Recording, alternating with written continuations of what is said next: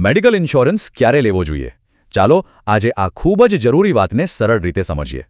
જ્યારે બધું બરાબર ચાલતું હોય ત્યારે આપણને એમ જ થાય કે અત્યારે શું જરૂર છે, બરાબર ને?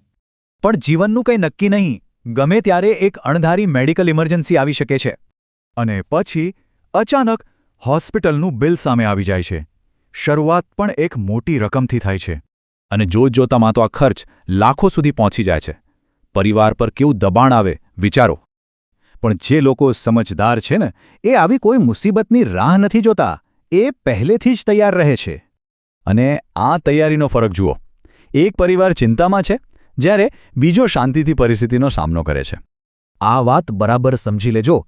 હોસ્પિટલ પહોંચ્યા પછી વીમો નથી મળતો, એ પહેલાં જ લેવો પડે. તો આનો મતલબ શું થયો? મેડિક્લેમ લેવાનો સાચો સમય એ જ છે જ્યારે બધું બરાબર ચાલી રહ્યું હોય. યોગ્ય માર્ગદર્શન માટે લાભ ફાઇનાન્શિયલ સર્વિસીસના ધર્મેશભાઈ જેવા નિષ્ણાતનો સંપર્ક કરી શકાય. અને હા, એક વાત ખાસ યાદ રાખજો. કોઈ પણ પોલિસી લો, એના નિયમો અને શરતો ધ્યાનથી વાંચી લેવા.